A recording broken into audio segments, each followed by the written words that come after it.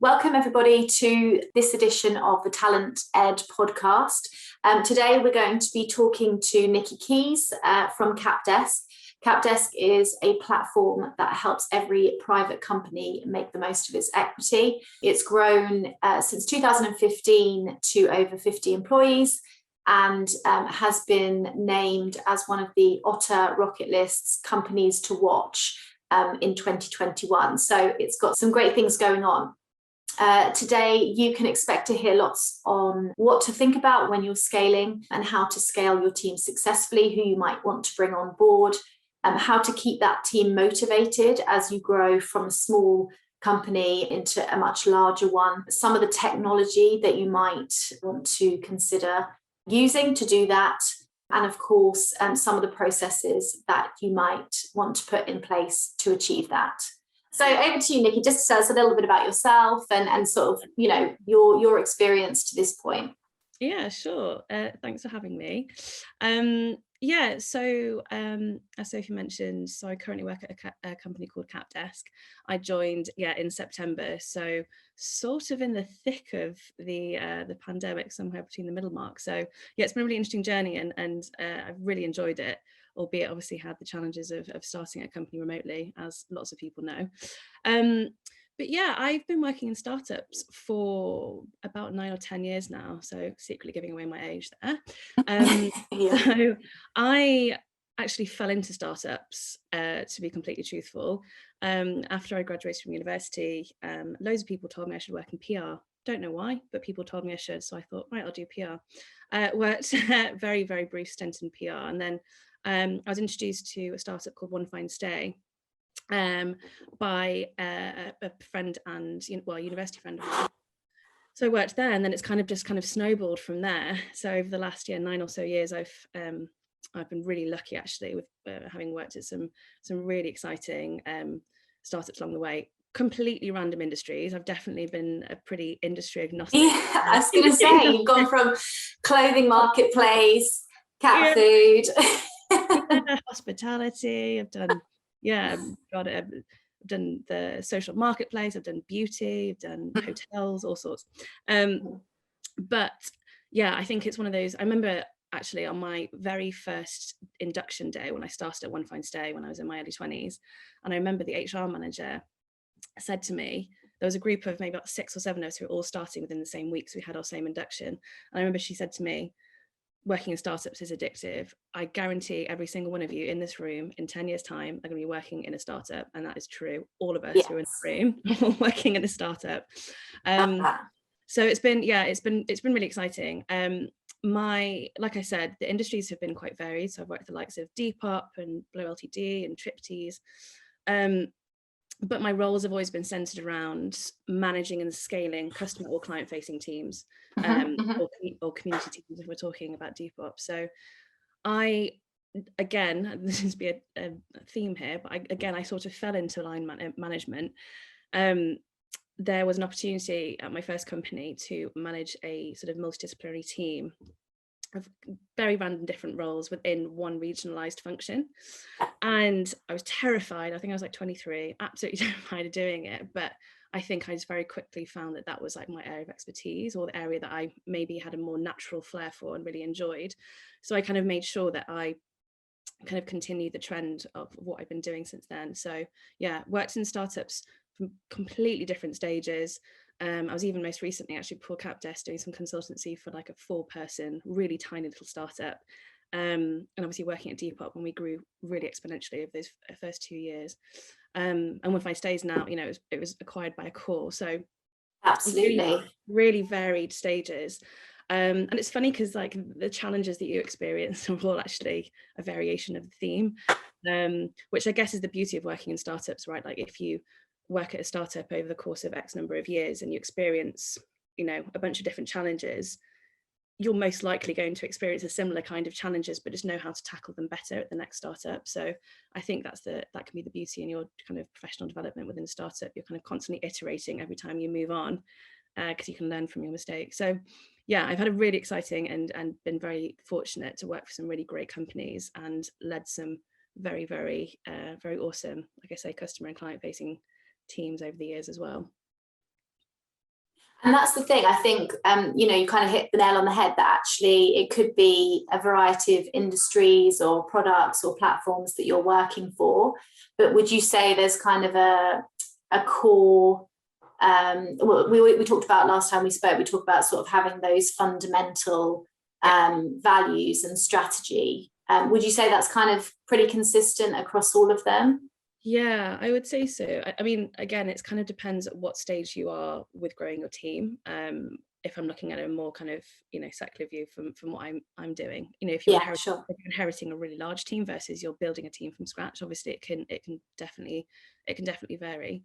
I think that there's, everyone talks about this startup mentality, and you want to hire people who just, who thrive in startup world and things like that.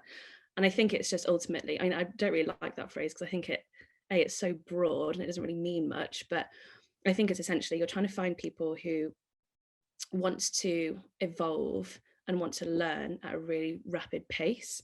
You don't ever want to hire people who, are just going to be comfortable. You want people who want to be outside of their comfort zone and thrive doing that. And I think startups, you kind of have to act in that way.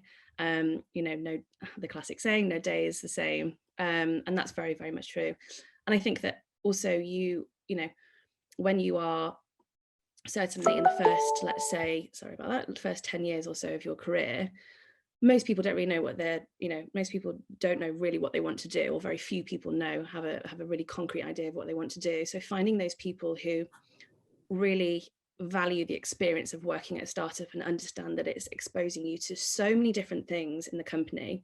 In what company can you, in any given day, you're talking to someone in finance, in marketing and sales and wherever else, and you're being exposed to so many different corners of the business, that even if your role is called customer success manager or whatever it might be, the fact that you're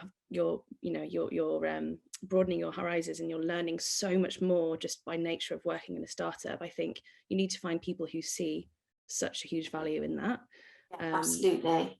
So yeah, someone said to me, get comfortable being uncomfortable, and that's really stuck with me, because obviously Chapter 2 is also a scaling company, and we work with scaling companies. So I could, a lot of what you're saying absolutely resonates with me and the team, definitely. And I think that really hit the nail on the head. Get comfortable being uncomfortable, because you absolutely have to be out of your comfort zone, and you have to be willing to get involved in different things that potentially you might not have to if you were working for a big organization and you had your set role and your set department. And I think that's, and also I think an element of that, when you're saying you have your set role and everything's kind of laid out for you, I think there also has to be an element, you have to be somewhat dynamic, in the sense of it's very unlikely, unless you're working for a startup that's been around for 8, 9, 10 years or whatever, where you're coming into an incredibly structured role where you have level 1, level 2 and level 3, and you know exactly where you're going up, and it's really, really well defined. There is just an element of like, things do change and things evolve and that kind of thing. And I think that especially in the earlier stages and the beginning of scale ups, you have to, I think, finding employees who almost like relish working in an environment when there is a slight element of unknown, but they appreciate that there might be an opportunity in 6 months' time that we weren't even aware about, that the company that we might be able to offer.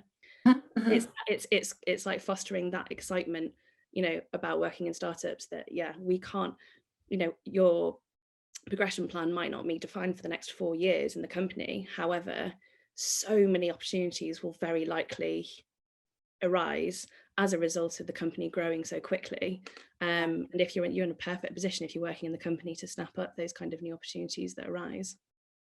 Absolutely.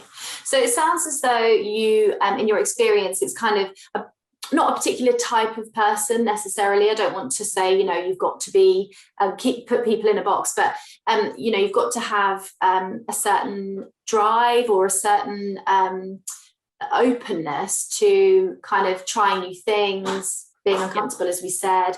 And how have you, for those kind of startups who are very much at the beginning of their journey with it, they might be they may have just received some seed funding, and they might be looking to grow their teams.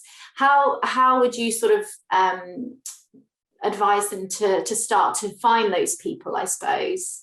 Yeah, I think certainly at that stage in any startup's sort of journey, I think one really important factor for very early stage founders to consider and really assess is, if you are in the founding team, you will have big gaps in your experience and your expertise.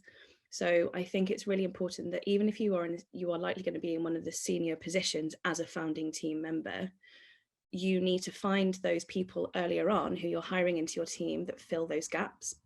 So Yes. It's, let's think about, maybe you have a founding team who come from a very scientific background and may have never actually managed people before, as an example, or have had very, very little customer facing interaction as part of their career. That's a very obvious one to pick out, but then, the most logical approach would be, right, so we need someone in our team who has got this specific area of experience or skill set that we lack in the founding team. I think that in terms of experience is a really important one for founding members to think about and consider. And then I think that, again, it's actually quite unusual to find someone who, unless they've had loads of experience doing it previously, but then they're probably going to be very expensive. It's actually very unusual to find someone who really, really, really thrives in an environment where there's practically no structure. They have so much autonomy to do what they want and build what they want.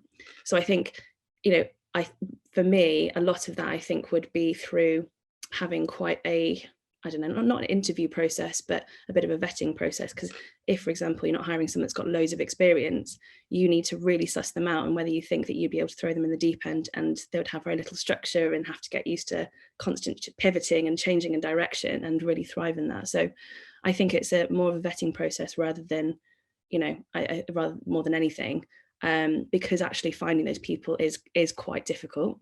Absolutely. And I remember you said before about managing their expectations as well, making sure that they understand when they're coming in. Who knows where they've come from? Maybe it's another startup, or maybe it's one of the big tech firms or whatever it might be. And so managing their expectations is really key as well.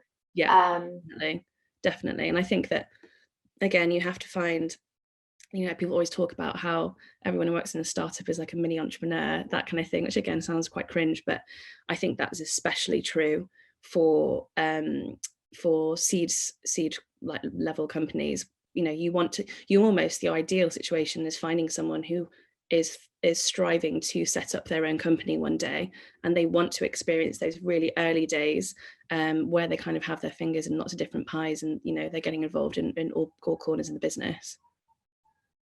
Yeah, no, absolutely. And I think we do a lot of work, obviously, with scale up companies who maybe have some infrastructure in place in terms of their processes and the technology that they're using, or they may have none. And so that's kind of, our first strategy meeting or whatever it might be to really understand kind of who they want to bring into their business, why they want to bring them into the business, and then making sure that the processes reflect that, so it's not kind of a haphazard approach. Because like you said, these people are really top talent are really hard to find. And if you want them to join, like you said, I remember you saying you can sell the dream, but then of course it's got to be, you've got to have meant it. Yeah, it's got to be a reality. So I think that is absolutely key to every scale up, whether they realize it or not initially.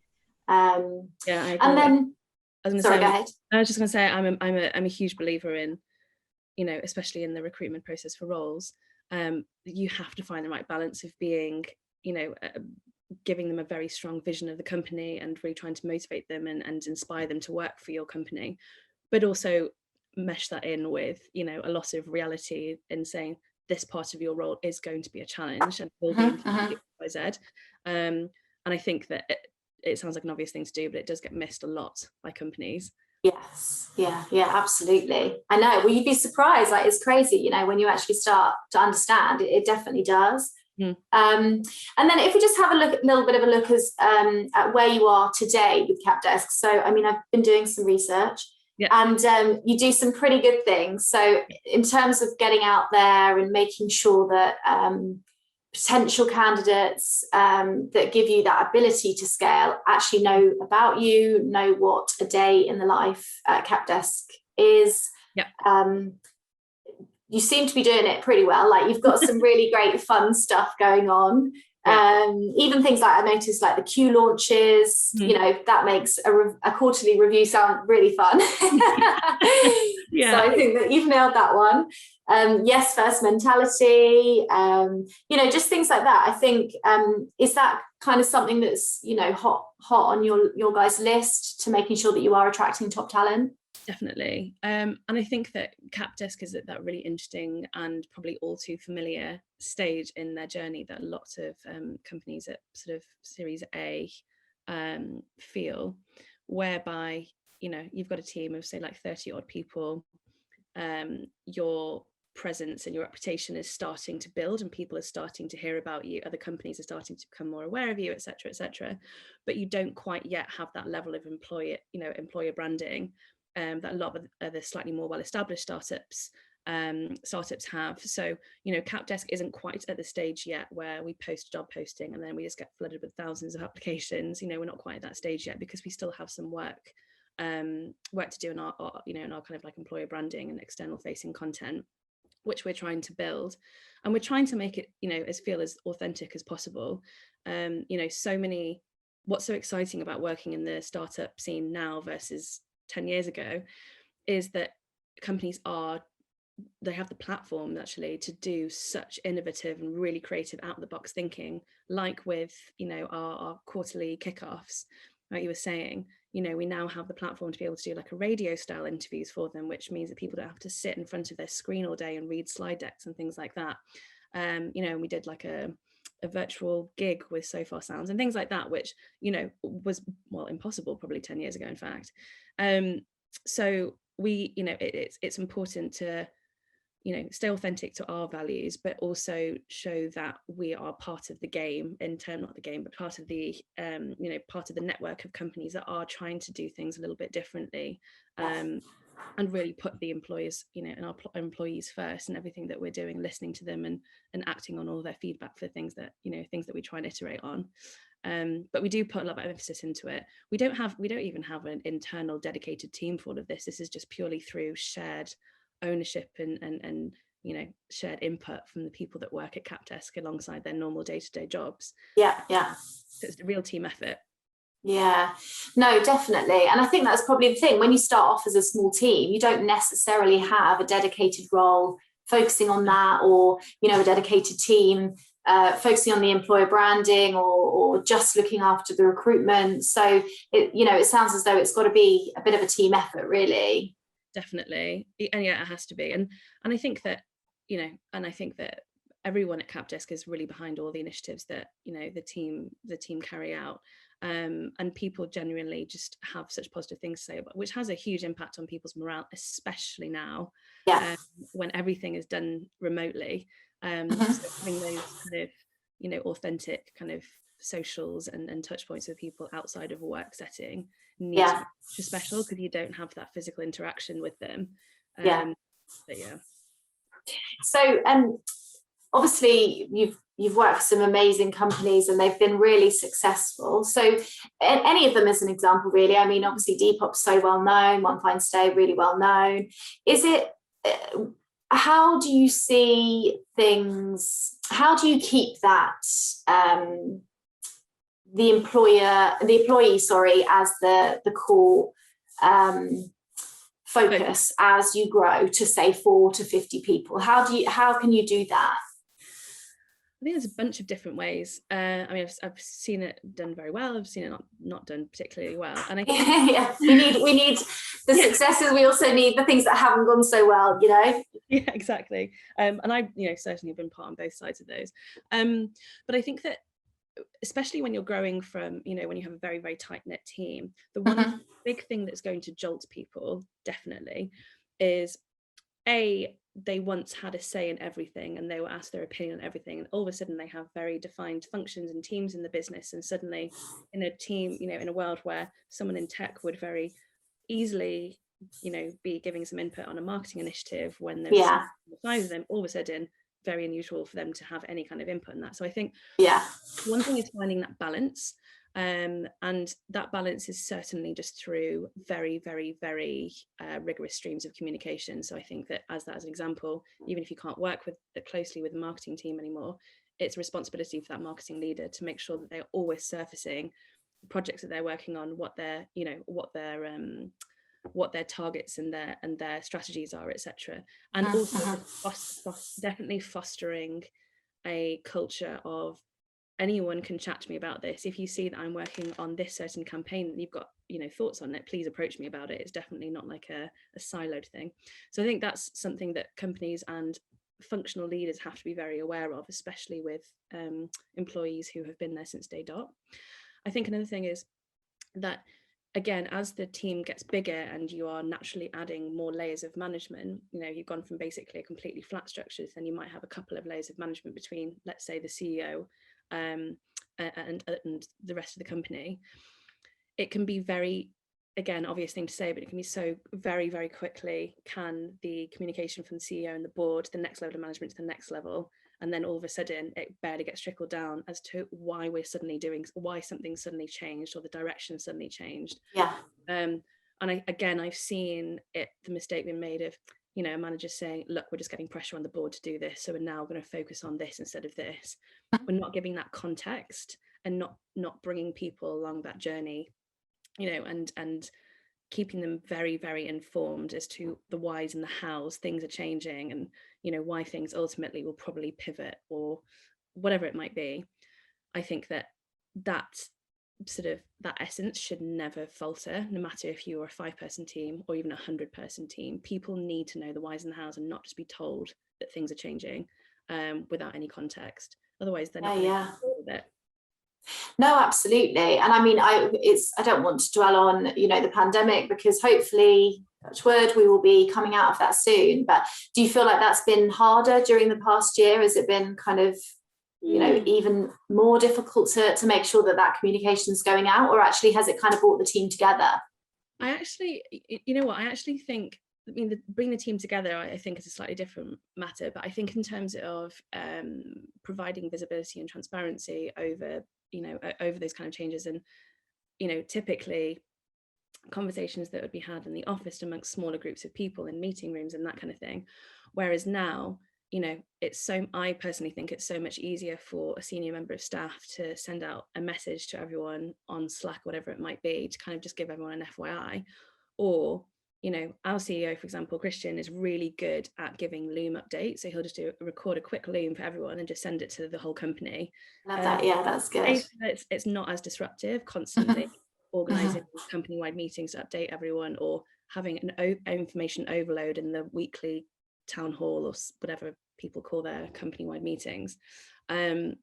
So it kind of has that more asynchronous sort of update and communication. So I personally think, if anything, it's forced leaders to communicate more, because you don't have that face-to-face interaction.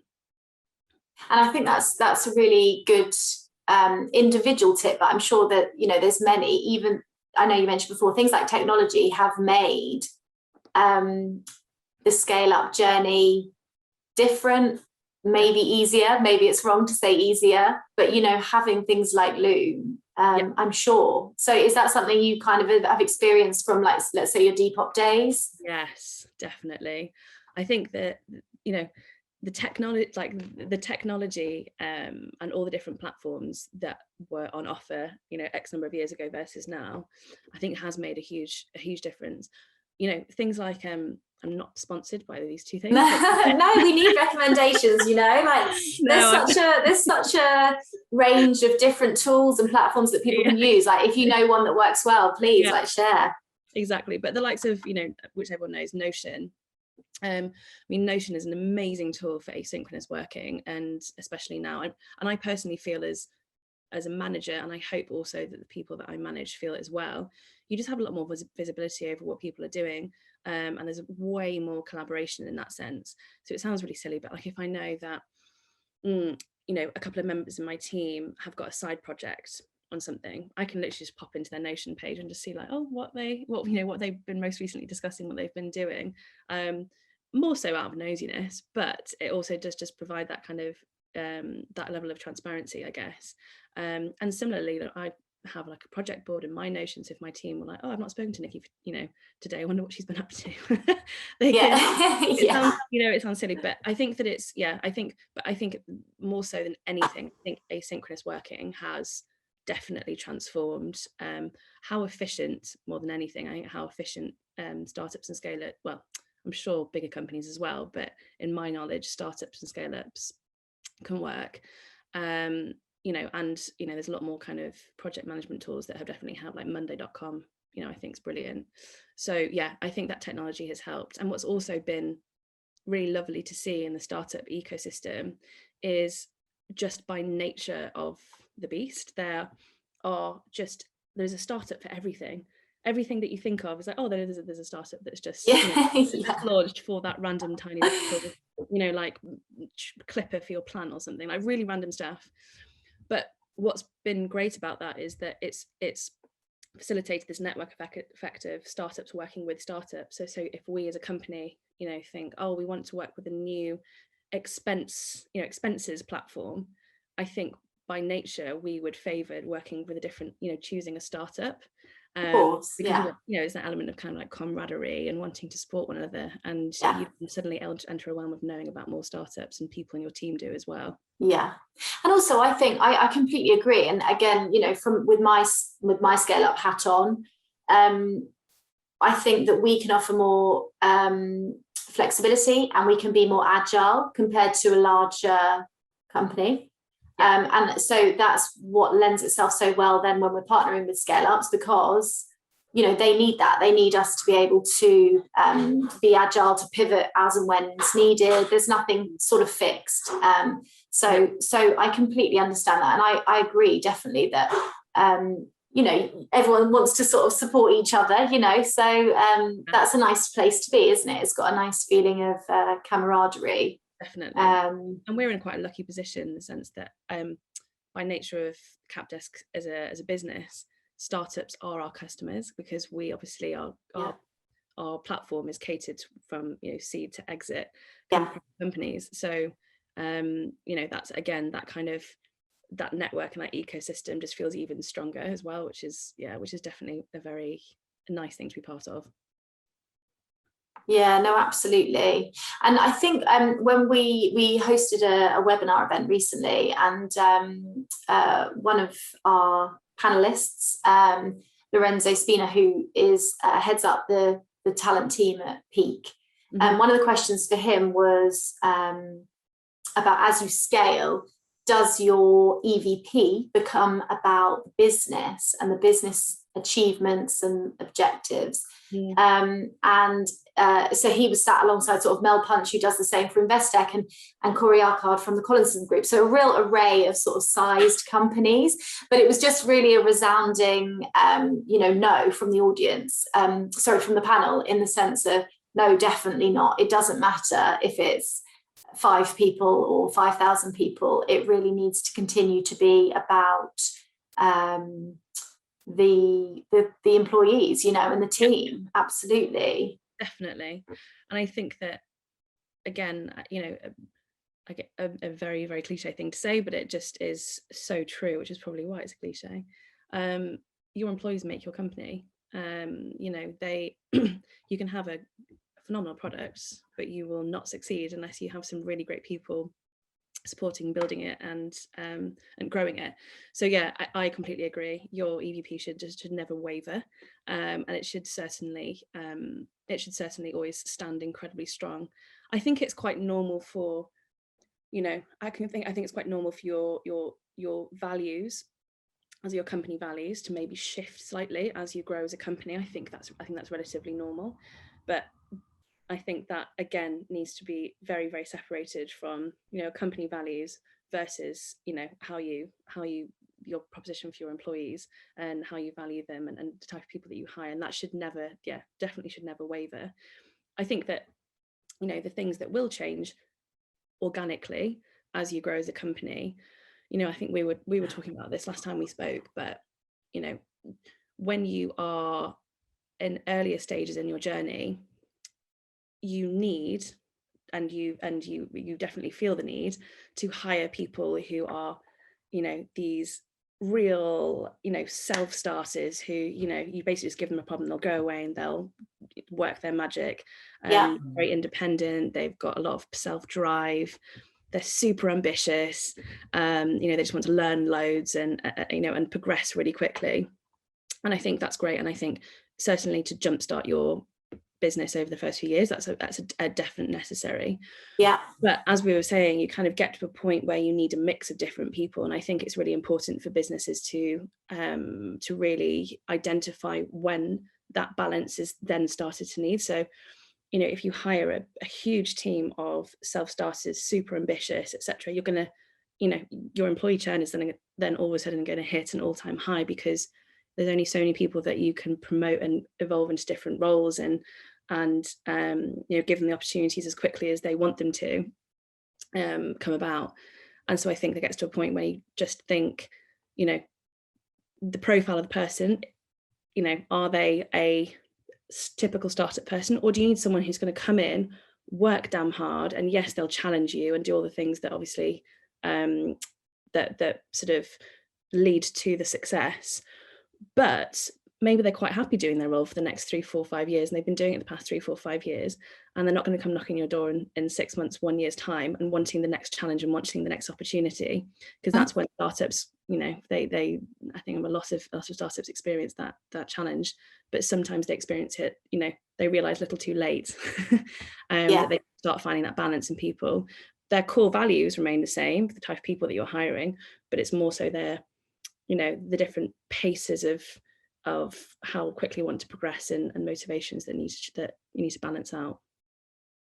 I think that's really good advice. I think that's something that people maybe don't consider, and you're absolutely right. You know, you don't want a company full of exactly the same people. You know, you really do need a diverse group of people to bring the best to the company, to the strategy and to the goals and everything. So, and you're right. I don't know whether necessarily people think about that until potentially it's too late. So I think that's really great advice.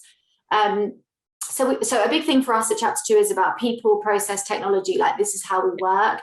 And obviously we touched on people.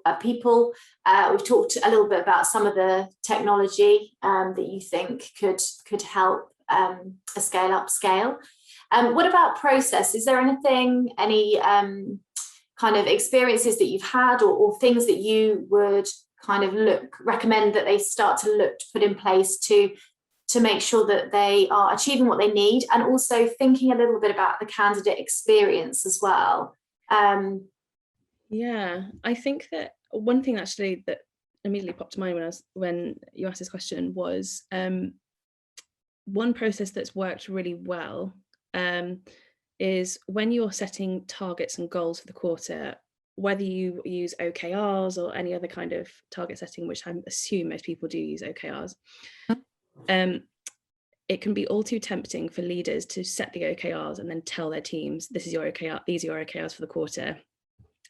I've always seen the best success when you share the brainstorming of your OKRs and you set all your OKRs with your team. No matter how junior they are, you know, you might have someone in the room that's only been working there for a month straight out of university, but you just don't know, they might come up with a really good idea. Even if they don't, just bringing them on that journey of setting the OKRs will mean that they feel so much more invested and motivated by them, rather than at the beginning of each quarter, the manager saying, right, here are 3 OKRs for the quarter, blah, blah, blah. They're just going to listen, hear them, and probably forget about them in a day. Yeah. People what are OKRs for this quarter, they're probably going to say no. Whereas if you bring them on that journey of setting, you know, those kind of targets and goal setting, I think that has a huge impact. So no matter what size your company is, you should be doing that for sure. I think also with, again, another hot topic, I think, like we were just discussing with progression, So I'm not going to the nitty-gritty details about like how to structure one-to-ones and those kind of processes, but a hot topic that's been for us, and I think is probably one thing I read actually, was that the most common area of like challenged area within any startup is employees not feeling that they have enough career progression. Yeah. I think in the majority of employee engagement surveys, that tends to be the area that comes out weakest. There are some companies, I think they're very far and few in between, that have amazing career progression frameworks, but they're usually a lot more well established and they have a lot of resource behind it. That Capdesk is at, right? 40-ish people. Yeah. It can feel like the onus is very much on the manager to come up with a career progression for everyone in your team. But I think that a very good way of approaching, I mean, I'm a big believer that the individual should have the ownership of their career progression. It's their responsibility. It's not the responsibility of your manager to carve out your career progression for you. You have to take responsibility. But I think that in terms of, approach that and a process is very much like being a connector manager with that kind of thing. So you might have someone in your team that says, I'm really interested in data analysis. And you're thinking, I know nothing about data analytics. So you as a manager, I can't sit there and train them or do anything like that. But the most powerful way is just to connect them. They don't have to be connected with someone in your company. Use your network.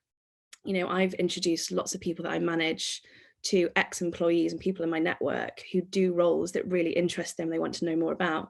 Just set them up on a call and chat about that. That's not it's not a huge amount of my time that's taken, but you're connecting them with useful resources to open their eyes or learn more about stuff. So I think a lot of people struggle with the career progression and feel the burden of it as a manager and a company.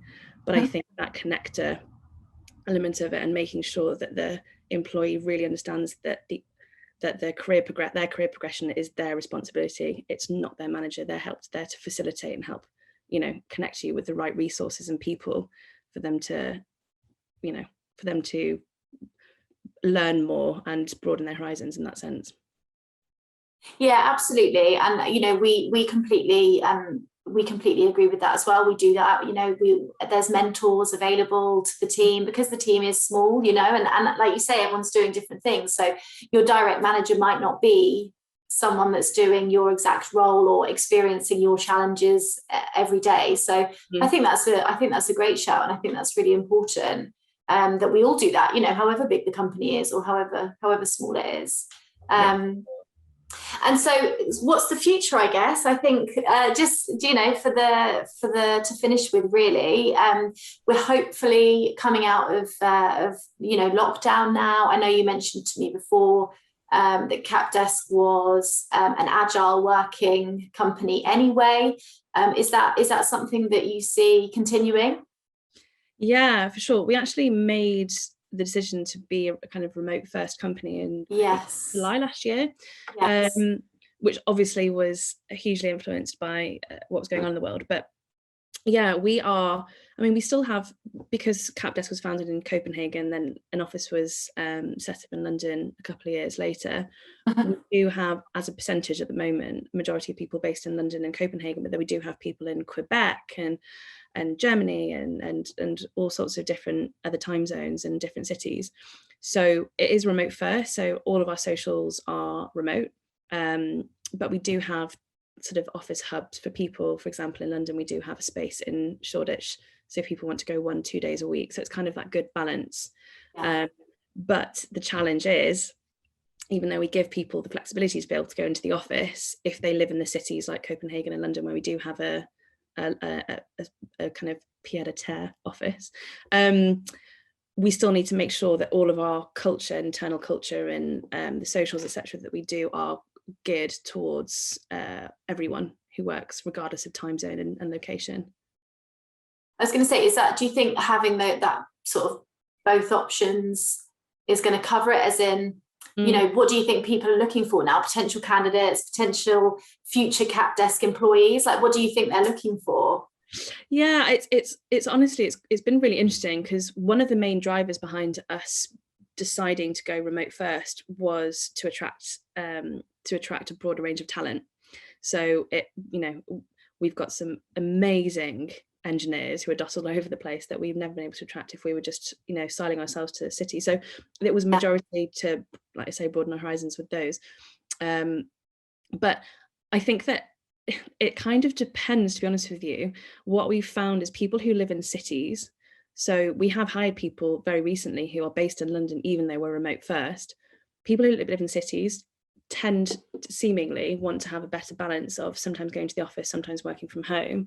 But then when, you know, we've hired remote people who do work remotely, they're very content with it being remote first and then not having the option to go into the city, into the office, maybe because that's what they're used to.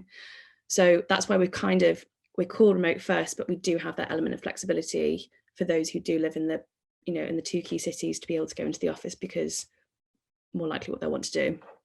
Yeah, absolutely. And I think, you know, that's probably going to be like that hybrid approach is probably going to be the future for a lot of people. I mean, I experienced it. I went into the office for the first time on Friday and it was like, hallelujah, it was fantastic. So I completely, I think having both options, definitely. Yeah.